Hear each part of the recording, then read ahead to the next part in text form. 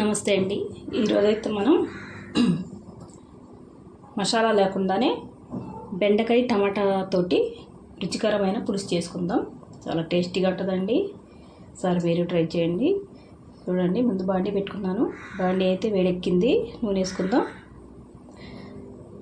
పులుసు కదండి, కొద్దిగా నూనె పడుతుందండి. నేనైతే 1/2 కేజీ బెండకాయలండి, 1/2 కేజీ టమాటాలు తీసుకున్నానండి. రెండు సమానంగా వేసుకుంటే టేస్ట్ బాగుంటుంది. చూడండి, 3 ఉల్లిపాయలండి వేసుకుందాం. ఉల్లిపాయ ముక్కలు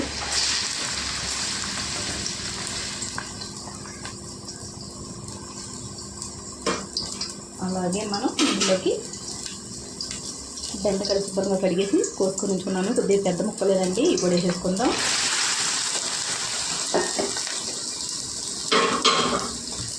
బాగా మగ్గడానికి ఉప్పు కూడా వేసుకుందామండి. రుచికి తగినంత ఉప్పు.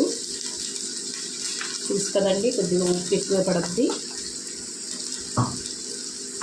అలాగే కొద్దిగా పసుపు వేసుకుందాం.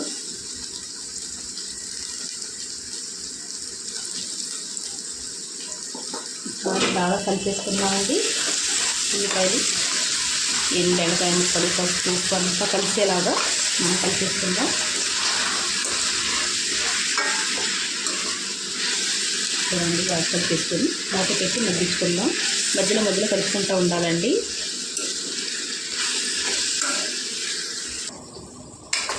చూస్తారా, ఉల్లిపాయలు అయితే బాగా మగ్గిపోయాయి.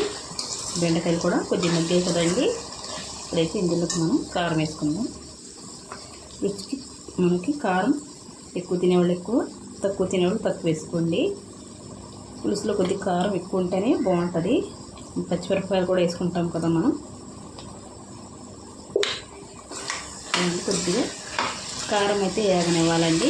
కొద్దిగా పచ్చివాసన పోయే వరకు వేపుకుంటే బాగుంటుంది. ఈ కారం అయితే కొద్దిగా నేను ఎక్కువ వేసానండి, కాకపోతే ఎక్కువ కారం లేదు, దాని గురించి కొద్దిగా ఎక్కువ వేసాను. సరే, కొద్దిగా ఇలా కలుపుకుంటే మనం కారం పచ్చివాసన అన్నది పోద్దండి. నూనెలో కొద్దిగా వేగాలి. చూడండి, కారం అయితే ఎగిపోయింది, పచ్చివాసన అన్నది పోయింది కారం. ఇప్పుడైతే మనం టమాటాలు వేసుకున్నామండి. ప్యూరీ కింద చేసుకున్నాను టమాటాలు. ఇప్పుడు వచ్చే టమాటాలు ఉడకట్లేదు కదండి సరిగా, ఇలాగ అందుకొని ఇలా వేసుకుంటున్నాను నేను. ఇలాగైతే బాగా ఉడికిపోద్ది కదా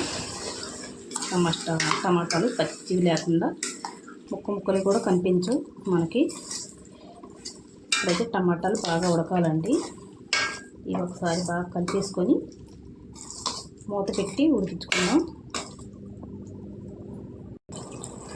చూడండి, ఇలాగ సిమ్లో పెట్టుకొని ఇలాగ నూనె తేలే వరకు మనం ఈ టమాటాల్లో నీళ్ళని ఇంకిపోయి నూనె తేలే వరకు ఇలా వండుకుంటే బాగా మెత్తగా ఉడుకుతాయండి బెండకాయలు. చూసారు కదా ఎంత బాగా ఉడికిందో. ఇప్పుడు మనం ఇందులోకి పులుసు వేసుకుందామండి. చూడండి, ఒక 5 పచ్చిమిరపకాయలు అండి. పులుసులో చాలా టేస్టీగా ఉంటాయి పచ్చిమిరపకాయలు ఎక్కువ వేసుకుంటే. చింతపండు గుజ్జండి, ఒక పెద్ద నిమ్మకాయ సైజు అంత వేసుకున్నాను. చూసుకొని వేసుకుందాం.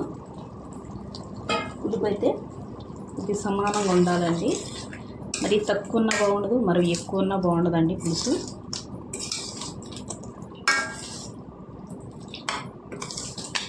బాగా కలిపేసుకుందాం పులుసు కలిసేలాగా.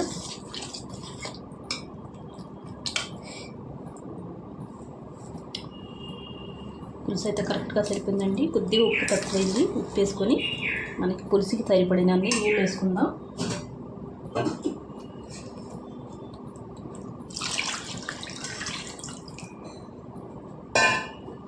చూస్తారు కదా, నేను గ్లాసున్నర వేసానండి నీళ్ళు. పులుసు పలుసగా తినేవాళ్ళు నీళ్ళు ఎక్కువ వేసుకోవచ్చండి. చూసారా, ఈ పలుసగా తినేవాళ్ళు ఇంకొద్దిగా వేసుకొని ఎంతవరకు ఉడికేలాగా ఉంచుకొని దించేసుకోవాలి. చిక్కగా తినేవాళ్ళు అయితే ఒక గ్లాసున్నర నీళ్ళు అయితే సరిపోతాయండి. కొద్దిగా ఉప్పు వేసుకొని మూత పెట్టి వండుకుందాం. చూసారండి, పులుసు అయితే బాగా మరుగుతుంది కదా. ఇంకొద్దిగా చిక్కబడాలి. సరే, ఇంకొద్దిగా చిక్కబడితే ఇంకా బాగుంటుంది.